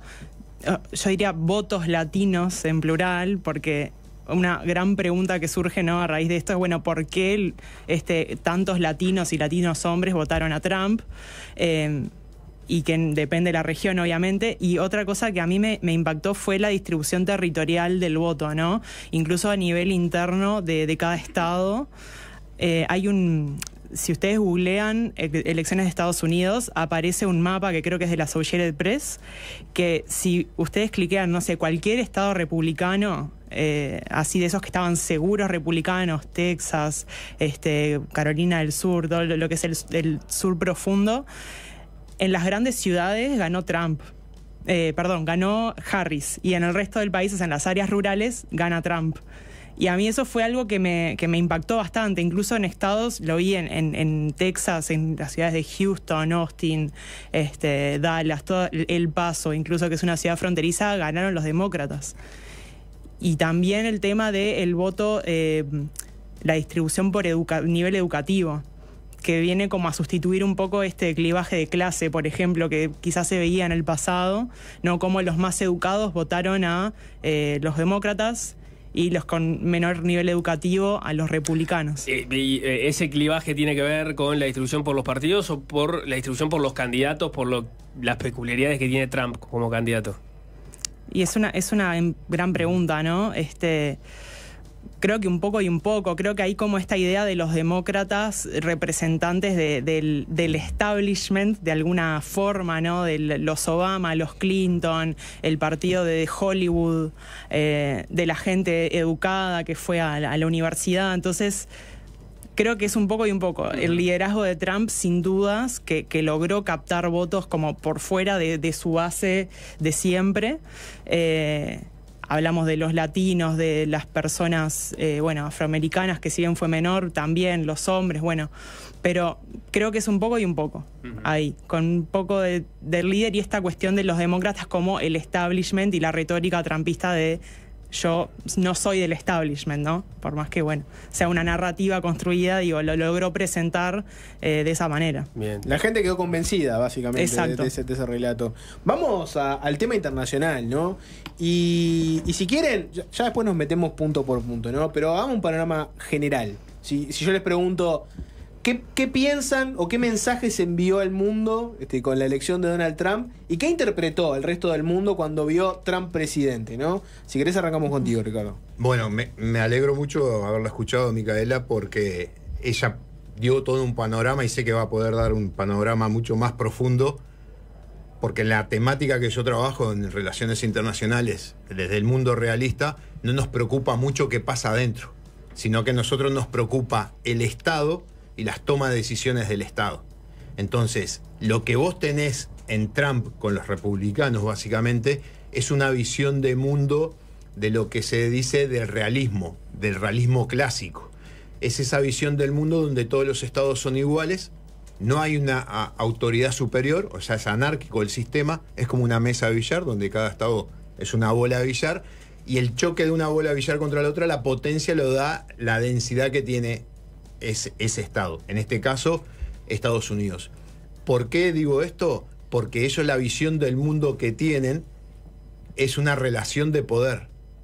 ¿Cómo vos podés moverte en ese sistema? Mirá pequeños detalles. Nosotros, por ejemplo, acá tenemos un ministro de Relaciones Exteriores. ¿Cómo se relaciona el Uruguay con el resto? Para el mundo anglosajón es política exterior, política interior. ¿Por qué es política exterior? Porque ellos pueden tomar una decisión y aplicarla. ¿A través de qué? El mundo americano, la Pax Americana, normalmente se divide en dos partes: diplomacia y uso de la fuerza. Entonces vengo, hablo contigo, me convencerá o no, y si no te convenzo, te aplico la fuerza. Bajo esas reglas ya funcionó el periodo anterior de Trump. ¿Qué es lo que va a pasar a futuro? Lo estábamos hablando fuera de micrófono. Hay 4 años de experiencia, hay 8 años de diferencia. El mundo no es igual. La pregunta que estábamos charlando, que para mí es importante y no la sé, pues no he podido encontrarlo, es qué grado de contención, que eso sí lo leí, de que se iban a armar equipos de contención para que Trump no tuviera esos ataques de ímpetu en esa parafernaria que hace de exposición. Como cuando le tuiteaba a yo qué sé, a Kim Jong-un, le tiraba, ojo porque yo tengo un botón nuclear y es más grande que el tuyo y no Claro, falla. pero cosas peores, Jorge, como en la reunión en Bruselas, abriéndose paso, pechando a los presidentes Para y salir agarrándole primero en la foto. para salir primero en la foto. Entonces, que esto lo domina Micaela, para su público, me imagino que se paraban y aplaudían. Para el resto del sistema internacional, llama la atención. Entonces, ¿qué va a hacer estos 4 años que se pasan rápido? ¿Va a gobernar para no tener grandes problemas? ¿Va a gobernar para dejarle al que va a sucederlo a él, que supongo que buscarán un republicano? Y básicamente en el tema internacional me voy a una frase vieja de Clausewitz, de la guerra. La guerra es la continuación de la política por otros medios. Y la política que por lo menos presenta Trump es el punto económico, que es el que domina, y después trata de solucionar. Bien, y en tu caso, Micaela, por ejemplo, lo que decía Ricardo, ¿no? Ese ejemplo de movimientos o acciones de Trump que a veces para nosotros lo interpretamos y parecen graciosas, te reís, es raro, como el episodio de Bruselas de pechando gente para salir primero en la foto. Yo vi en redes, por ejemplo, muchos estadounidenses diciendo, volvimos, y poniendo esa imagen, como diciendo, vuelve a Estados Unidos, que nos van a respetar mucho más ahora en el concierto mundial. Sí, tal cual. O sea, creo que esto que traes muestra un poco la ambigüedad del discurso de Trump, y creo que una cosa a tener en cuenta también pensando en posibles consecuencias de un nuevo gobierno de Trump en el sistema internacional es esta cuestión de la impredictibilidad, ¿no? Y de que es un poco también el estilo de liderazgo de él, que ya pasó un poco en su primer gobierno, cambios de posturas drásticas, por ejemplo, lo que decían de Corea del Norte, bueno, ahí con China en algún punto también hubo como una postura más fuerte al principio, después se suavizó, después volvió a ser más confrontativa, o sea que tiene como esa ambigüedad y esa impredictibilidad que bueno, hace muy difícil saber cuál va a ser los impactos. Lo que sí es importante y quizás es distinto a aquel primer momento, bueno, tiene que ver con lo que decíamos de la fortaleza, digamos, del Partido Republicano, que lo tiene embroquelado atrás de él, ¿no? Que en aquel momento estaba más dividido, ¿no? En el último mandato. También, bueno, la mayoría en todos los poderes del Estado. Vamos a ver lo de la Cámara de Representantes, pero todo indica que también va a tenerlo. Y eso le va a permitir un poder casi absoluto, ¿no? Entonces, bueno, yo tiendo a pensar que sí se puede rodear de, digamos, asesores que hagan como una especie de cerco de contención, y que, digamos, él sí es muy influenciable también por los asesores, pero después el que tiene la decisión es él, y tiene el resto del sistema atrás de él respaldándolo en lo que haga. Entonces hay que ver cómo funciona eso. Y bueno, y en cuanto a la política exterior en sí, está esta idea de el America First, o el Estados Unidos primero, ¿no? Que se caracteriza por bueno, el nacionalismo. Sí, me imagino un gobierno como muy volcado puertas para adentro, con énfasis en la reindustrialización del país, ¿sí? O sea, traer todas las industrias que fueron deslocalizadas en los últimos 30 años al este de Asia y demás, de vuelta al país. El tema del proteccionismo comercial, también como pieza angular de su política exterior, y el enfoque pragmático y transaccional de la política internacional, ¿no? Que apunta mucho al relacionamiento bilateral, y en esta lógica de, bueno, ¿qué gano yo? ¿Qué, digamos, recompensa tangible gano yo de esta transacción que hago con la otra parte? Y eso también nos da la pista de que tiene intenciones de retirarse de mecanismos multilaterales, por ejemplo, como la OTAN. Vamos a ver qué pasa con la ONU también en ese sentido. Entonces, diría eso, pragmatismo, enfoque transaccional y fuerte componente nacionalista, y volcarse como puertas para adentro también. Yo al inicio de esta conversación tiraba arriba de la mesa una serie de temas, ¿no? Vos mencionabas la OTAN, bueno, está la guerra entre Rusia y Ucrania. Hay una pregunta latente: ¿cuál va a ser la actitud de Trump ahí en ese conflicto? Está lo de Medio Oriente, el relacionamiento con China. La guerra comercial arranca en la primera etapa de Trump, Biden no desarma lo que él había montado y ahora está la pregunta de, bueno, ¿qué más puede pasar con eso? No sé, en esa agenda de temas, o pueden sumar alguno más, ¿cuáles les parecen los más relevantes? ¿Por dónde arrancamos a mirar? Mirá, a ver, vas a escuchar miles de opiniones de toda esta temática y más del tema internacional en determinados temas, y a veces llegan a confundir o es fácil hablar con el aire acondicionado, la preocupación del aire acondicionado y que se te rompa la punta del lápiz. Otra cosa es estar en el terreno, estar en el lugar, o sea, entre la decisión y la aplicación de la decisión. Porque en esas temáticas tenés involucrados millones de personas, ya muertas y que van a morir, porque no va a cambiar esto rápidamente. El otro tema que a mí me sorprende un poco cuando escucho a nivel internacional, yo le digo la gelatina de valores, porque muchos argumentan ser muy democráticos, pero si Rusia invadió a Ucrania debe haber sido porque la OTAN lo provocaba. Entonces está bien que lo haya invadido y que volvamos al siglo XIX, donde el que tiene fuerza te conquista, y después, en esa hipocresía que siempre ha tenido Europa, los acuerdos de Normandía para adelante, diciéndole, entregale parte de tu territorio para que se quede todo tranquilo, no siga vendiendo gas y petróleo. Para que los escuchas tengan una comparación. Es como que tengamos un problema con Brasil y nos invade Rivera y Artigas. Y viene Estados Unidos y nos dice, no, Uruguay, miren, para no tener más problema con Brasil tienen que entregar o Rivera o Artigas. Entonces, esas cosas están haciendo como un crack porque, como ella bien lo decía, esa visión que tienen de mundo hace que no se cuestione si esos gobernantes son democráticos o no. Mientras me sirvan para mis intereses, volvemos a la época de Guerra Fría. O sea, yo te apoyo, no importa cómo llegues al gobierno, siempre y cuando vos me apoyes. Entonces, como ella decía bien, ha habido un montón de ejemplos, pero también los ejemplos te muestran contradicciones.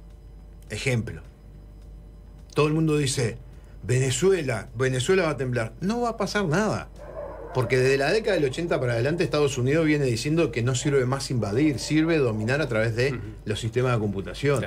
El 30% del PBI de hoy de Venezuela se lo deben a Trump. Porque levantó 2 decretos que le compran petróleo a Venezuela, lo mezclan con petróleo Ahí está lo transaccional que dice Micaela. Bueno, ¿qué me sirve? ¿Me sirve seguir imponiendo sanciones a un país por un ideal de la democracia? ¿O me sirve, bancar hasta cierto punto? Todos esos valores morales van a desaparecer. Porque ya lo demostró, y Micaela lo dijo bien, claro, es un problema de transacción. ¿Para qué? Para, en su público interno, decir, yo logré esto. Reducción de tropas. Logró reducir 3.000 efectivos nada más en 4 años, porque el Congreso no se lo permitió. ¿Qué otro ejemplo así que haya alardeado la vez pasada? Él relacionó directamente, como bien dice Micaela, en forma bilateral, porque obviamente que Estados Unidos tiene más poder que el otro. Si vos haces una lista, que yo hice una lista de los 4 años, él participó alrededor del mundo en casi 40 negociaciones. Lo que pasa es que no trascienden las más importantes. Y el tema de Ucrania, que está muy en tapete, él habla de no apoyar donando, pero no está diciendo no venderle. Porque Estados Unidos, Ucrania recibe ahora 120.000 millones de dólares por año. 60.000 de Estados Unidos, 60.000 de Europa. Los puede seguir recibiendo, siempre que alguien los pague. Y de los 60.000 europeos, 40.000 son comprados a fábricas americanas. Va a perder un negocio de 100.000 millones de dólares anuales con todas las fábricas que se reactivaron 24/7 dentro de Estados Unidos para la producción de armamentos. Para a ver si lo entendemos bien, ¿no? Y ya le sumamos a Micaela. Hablando del conflicto Rusia-Ucrania, ¿no? Sí. Mucha gente tiene la idea de que lo que probablemente ocurra es esto, que Donald Trump, estando como presidente, diga, bueno, basta de apoyar a Ucrania, que se arreglen ellos, nosotros retiramos nuestro apoyo y le recomendamos a Ucrania que conceda los territorios a los que llegó Rusia y que firmen la paz. Vos lo que decís es que te imaginás en realidad una situación en la cual diga, mirá, nosotros gratis ya no, pero si vos podés pagar, te vamos a ir vendiendo municiones tranquilamente. Me transformo en Trump, me pongo naranja y tengo el peluquín amarillo. Soy Trump. voy y trato de arreglar, no puedo arreglar. Vengo a mi público interno y le digo, yo quise arreglar y no me dejaron, pero lo que logré es que no los apoyamos gratis. Porque ¿cómo haces que Ucrania, con su presidente y su población, ceda territorio después de tener... No van a querer nunca. 80.000 muertos militares, 240.000 heridos, 20.000 civiles muertos y 60.000 heridos, y perder el 20% de tu territorio?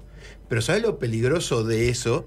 Es que mañana cualquier país que sea un poco potencia, India, Pakistán, China, ¡puc!, le muerde un pedazo a otro país, no, tiene bomba atómica o tiene recursos, entonces nos vamos a quedar ahí. Es un gran problema de la Unión Europea, que desde la creación de la OTAN para acá ha mirado al costado, y hay mucha bibliografía, y Micaela lo debe saber muy bien, de la discusión de las potencias que eran potencias sin ser potencias militares. La duda que me queda sobre eso es, entiendo el antecedente problemático que eso podría encerrar, incluso para mirar con preocupación desde Uruguay como país chico, más allá de que estamos en una zona que es más pacífica que el resto del mundo. Pero lo que vos decís es que eso, o también incluimos a Micaela, eso no se lo permitirían hacer. Él no quiere hacerlo por su propia visión, porque da la impresión que los mensajes que él da es que a él no le importan mucho las guerras en otros lados, y su vocación sería, bueno, terminémosla. Sí. Y ya la dejo entrar a ella. Dale. Nosotros en las instituciones militares tenemos lo que llaman los juegos de guerra. Los juegos de guerra son juegos de simulación, donde en la simulación te van ocurriendo eventos y te van dando información lateral de lo que va pasando. Cualquier conflicto, vos tenés un dilema instalado, o hago una cosa o hago la otra. Y acá sería una teoría de juegos como mínimo con Ucrania, Rusia, la Unión Europea y Estados Unidos. 4 por 2 opciones multiplicadas todo.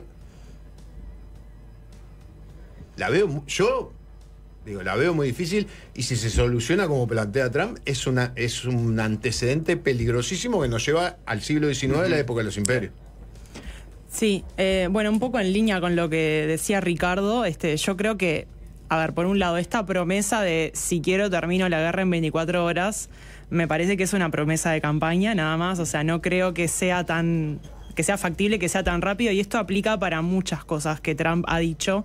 Me parece como que hay que tomarlo con pinzas. No es lo mismo una promesa en campaña electoral, después para llevarlo a los hechos hay una brecha siempre. A ver, yo no creo que Estados Unidos le deje de proveer armas a Ucrania, porque bueno, hay una industria armamentista que sabemos que es muy importante. Esto es quizás lo único similar con la guerra en Medio Oriente, de alguna manera. O sea, el provisionamiento de armas no va a dejar de ocurrir. Lo que sí creo es que en este enfoque también transaccional de la política exterior que esperamos que tenga el segundo gobierno de Trump, haya esta cuestión de, bueno, los europeos van a tener que poner más dinero, sí, porque Estados Unidos asume responsabilidades desproporcionadas en los organismos multilaterales, ¿no? Entonces, como que creo que la presión va a ir por ahí. Decirle, bueno, yo voy a poner hasta acá y el resto que lo ponga Europa. Y si no, bueno, suerte, un poco ha sido parte en ese discurso, tono. Cuando sí. le han preguntado por la TANA, ha dicho varias veces, bueno, no están pagando lo que deberían. Exactamente. Como diciendo, yo banco todo esto, ustedes pongan plata. Con Corea del Sur es la misma discusión. Corea del Sur paga $1.000 millones por año por las tropas americanas desplazadas en Corea del Sur, y él está planteando que deberían pagar $10.000 millones. Como dijo Micaela de entrada, hay una beta económica. Transacción pura y dura. Claro, pero es el mensaje sencillo al votante que eso lo domina ella. Bien, y si les parece, hacemos una tanda y a la vuelta, temas absolutamente tranquilos como la guerra en Medio Oriente y la relación con China. Ya volvemos. Fácil se impone. Fácil desviarse. Seguimos conversando con Ricardo Barbosa, con Micaela Gorriti. Hablamos un poco de, bueno, Trump llegó al poder, va a ser presidente, y cómo afecta esto al resto del mundo. Hablábamos un poco hace unos minutos de la guerra en Ucrania, ¿no? Vamos a pasar a otro tópico, que es en Medio Oriente.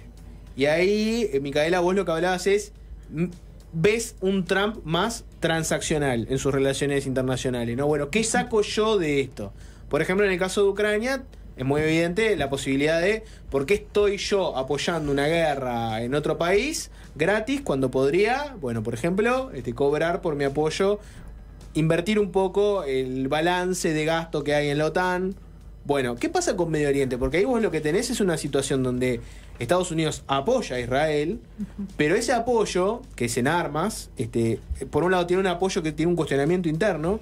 Hay algunos en Estados Unidos que cuestionan por qué estar apoyando esta guerra, desde un punto de vista moral, si querés.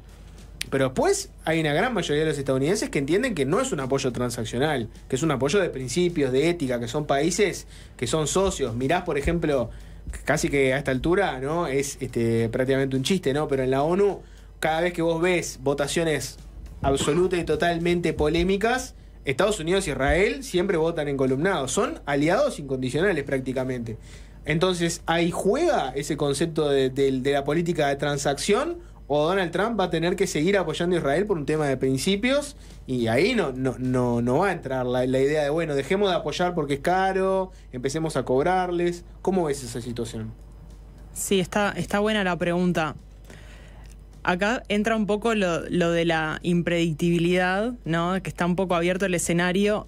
Él hace poco dijo como que le daba una carta blanca a Israel hasta enero, en principio, para que haga lo suyo y siga como entienda que sea mejor el tema de la guerra. No especificó si se refería como, bueno, a terminar de liquidar a Hamás o a qué bien se estaba refiriendo. Tienen que terminar su trabajo. Exactamente. Fue una frase, pero como decís vos, es impredecible porque así como te dijo eso, también te ha dicho tienen que encontrar la paz, esto no puede estirarse mucho más tiempo. También ha dicho los palestinos tienen que tener una mejor vida.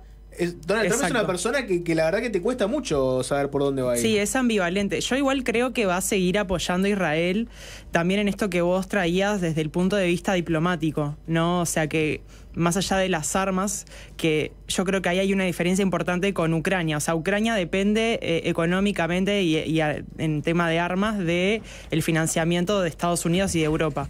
Israel, en términos de dinero, de armas, podría seguir solo la guerra tranquilamente, por lo menos un tiempo razonable podría seguir. Eso es una diferencia clave.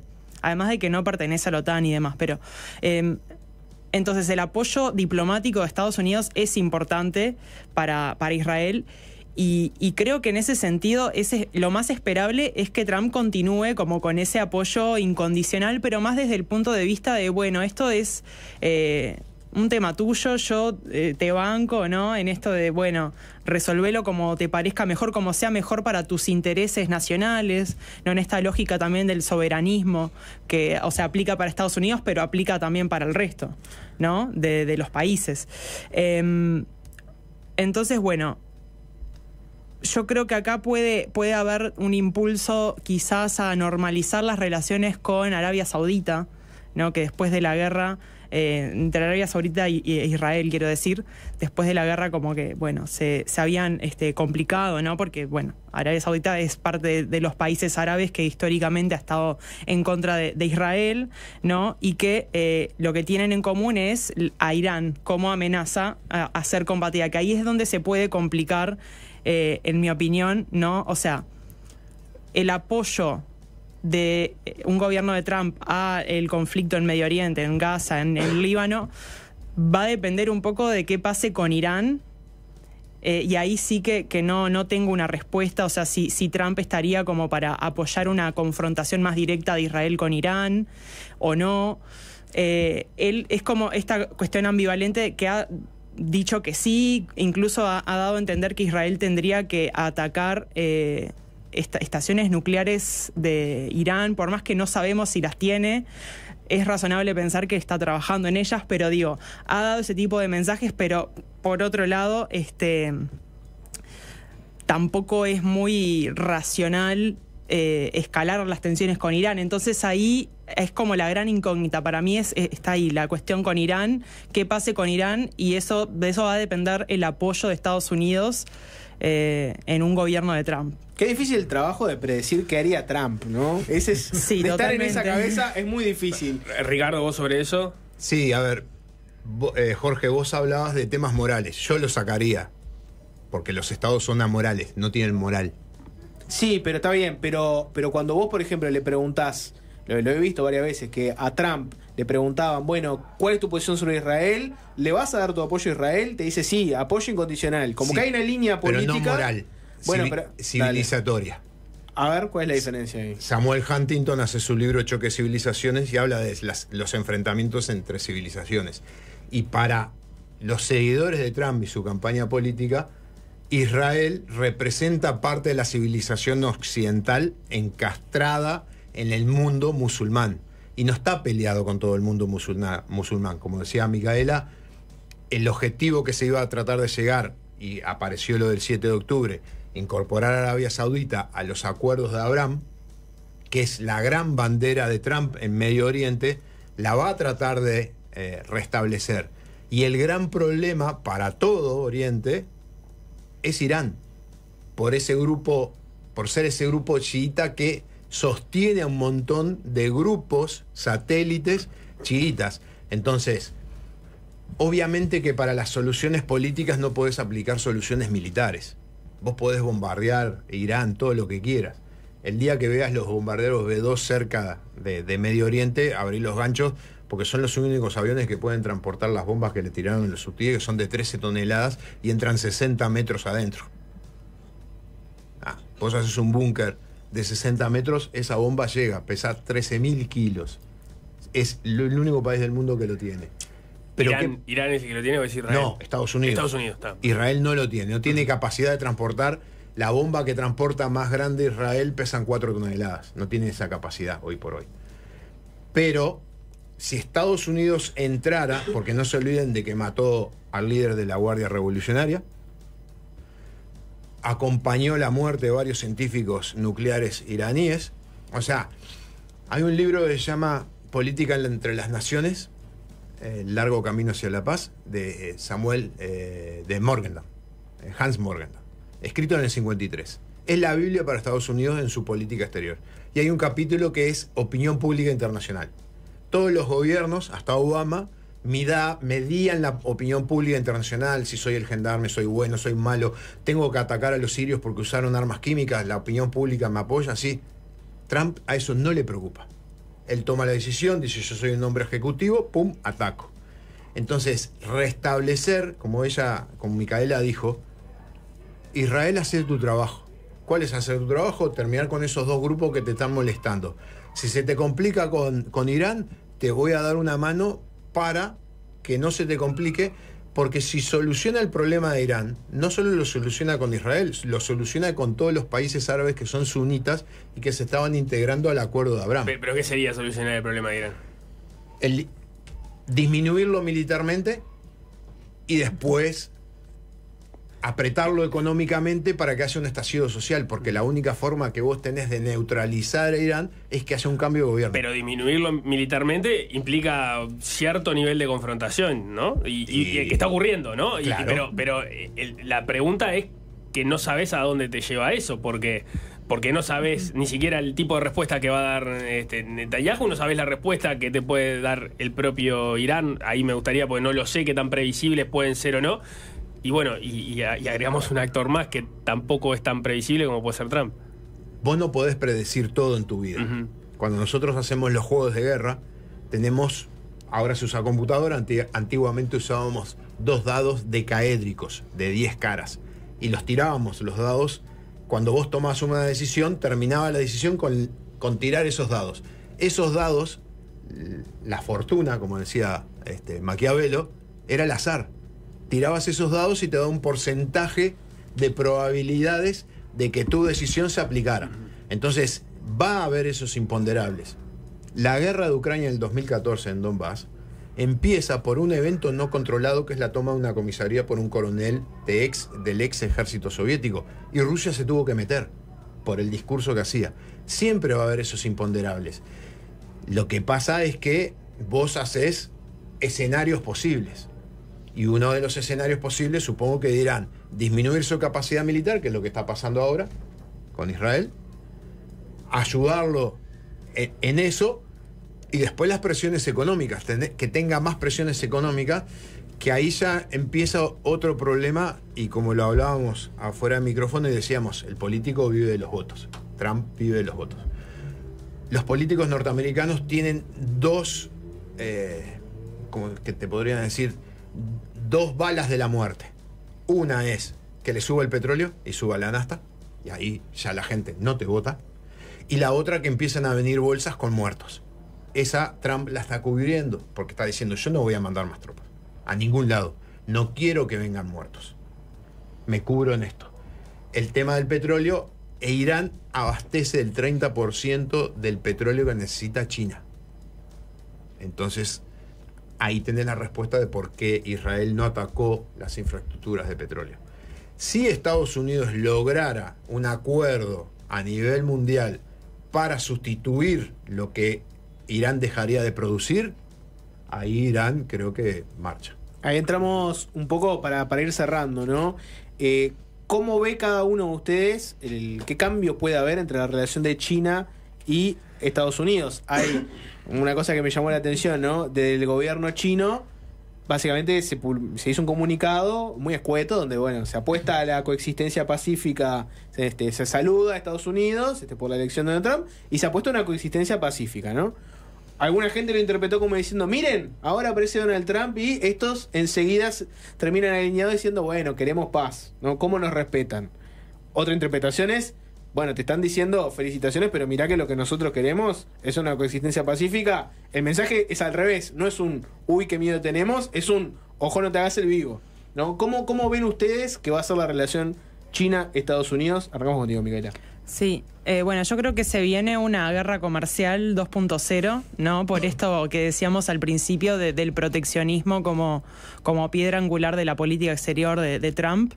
Y bueno, y esto también, el tema de la reindustrialización tiene que ver con China como competidor directo a nivel económico, geopolítico, en todas las dimensiones, ¿no? Entonces, por ejemplo, Trump ya anunció que iba a subir un 60% los impuestos a las importaciones chinas solamente, ¿no? Entonces, bueno, eso... Los famosos aranceles. Exactamente, los aranceles. Y eso genera, por un lado, respuestas por parte de China también, obviamente, que no se va a quedar viendo eso sin hacer nada. Por eso la dinámica de guerra comercial, porque, digamos, el que pone los aranceles tiene una respuesta del otro lado en el mismo sentido, digamos. Y entonces, bueno, y eso también cambia las dinámicas de comercio mundial, que eso también hay que ver cómo nos llega acá a América Latina, ¿no? Eso puede reconfigurar las relaciones económicas, comerciales de China y América Latina. Hay que ver cómo, ¿no? Pero me imagino que puede tener impacto. Y digamos, no esperamos que mejoren las relaciones entre Estados Unidos y China en este nuevo gobierno de Trump. Después siempre está latente la posibilidad de la escalada bélica ahí en el estrecho de Taiwán, ¿no? Que bueno, que ahí está el tema de la producción de semiconductores y de chips y esta idea del escudo de silicio, ¿no? De que Taiwán es el mayor productor de piezas semiconductores que son imprescindibles para todo tipo de industrias, desde paneles solares, tecnología 5G, bueno, la inteligencia artificial, ni que hablar.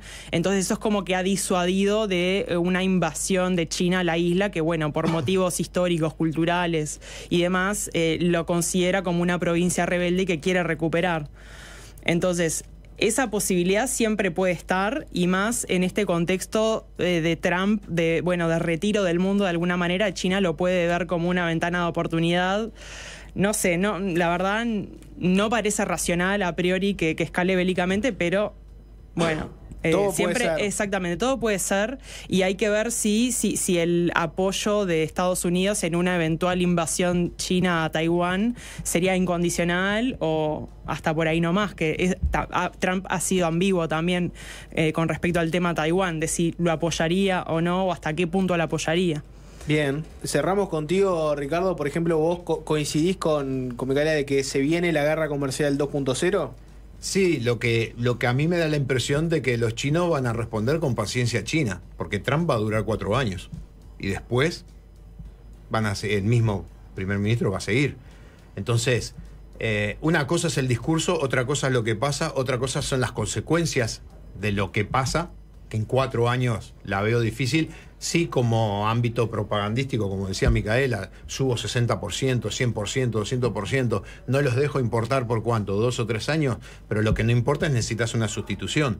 Entonces no va a ser tan fácil. Y se lo vas a cobrar, está bueno explicarlo, ¿no? Porque los aranceles.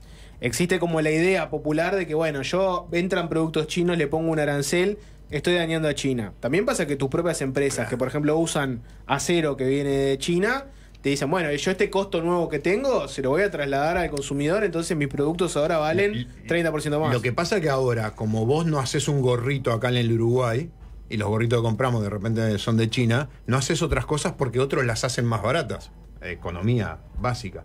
Y después con el tema de Taiwán, si bien hay discursos anteriores de Trump diciendo que no se involucraría para defender la isla y todo eso, no hay que olvidarse de que la famosa trampa de Tucídides, que es el crecimiento de China dentro de otra potencia que es Estados Unidos, estamos hablando de 4 años. Y los aliados de Taiwán no es solo Estados Unidos. Está Japón, está Filipinas, está Australia, que ahora empieza a hacer submarinos atómicos, está Malasia, el mismo Vietnam, que tiene un tratado militar con Estados Unidos. ¿Por qué? Porque todos esos consideran la misma amenaza que es China. El primero que está en la boquita para caer de China, que vamos a esperar el 2040, cuando se cumplan los 100 años del partido, que teóricamente el discurso es que Taiwán, la provincia rebelde, va a volver con su madre en el 2040, y si no la hacen volver, ahí veremos qué pasa. Pero Trump va a estar 4 años. Ya le quedan menos días, así que... Y van contando todos los días. Tenemos que cerrar, Jorge. Sí, cerremos. La verdad que gracias a los dos. Nos quedó fuera América Latina con más detalle. Entiendo que no es el lugar donde más atención va a poner Trump, ¿no? México. Sí. México. México, migración, renegociación del TLC con Canadá y México. Y eso va a ser moneda de cambio también para mí con el tema de las deportaciones masivas, ¿no? O sea, Trump tiene que negociar ese TLC para poder llevar adelante su política proteccionista de reindustrialización. Entonces no va a ser tan fácil deportarle millones de personas o que banquen ahí en la frontera sur para contener el tema migratorio. Mirá, 1 millón de personas deportadas sale 420 millones de dólares. 10 millones de personas, estás hablando de 4.200 millones de dólares. Presupuesto que no hay. México, como lo decía Micaela, es el tapón de la migración. Entonces, lo más seguro de la discusión, dejo tus fábricas, pero vos echame a todos para afuera, para el sur de México. No los dejes pasar. Y si no, miremos López Obrador cuando estuvo Trump. No hubo nunca una discusión entre ellos. Discutieron cuando estuvieron los demócratas. Cuando estuvo Trump... todo se arregló. Todo se arregló. Y el famoso muro, que el que construyó más muro de lo que hay puesto fue Clinton, no Trump, se hizo para conducir a los migrantes por lugares donde los pudieran atrapar, que son los lugares de mayor cantidad de muerte, porque es el desierto. Entonces, una cosa es el discurso, otra cosa lo que sucede, y otra cosa, como decía Maquiavelo, las consecuencias de las tomas de decisiones. Sí. Y una cosita para cerrar, que lo que le va a importar a Trump de América Latina es aquellos asuntos que se vuelvan temas domésticos. O sea, creo que esa lógica nos sirve para pensar cómo el lugar que va a ocupar América Latina en su política exterior. Por eso también el tema de la migración, el tema de los cárteles de drogas.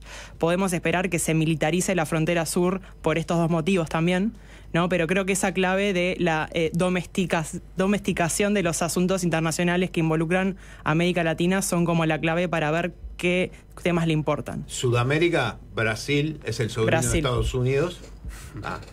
Reino Unido produjo Estados Unidos, Reino Unido produjo Portugal, Portugal produjo a Brasil, Brasil es sobrino de Estados Unidos, y ya se viene portando bien porque impidió que entraran en los BRICS Venezuela y Nicaragua. Bien, Ricardo Barbosa, Micaela Gorriti, gracias a los dos por haber venido. Bueno, gracias a ustedes. Fácil desviarse.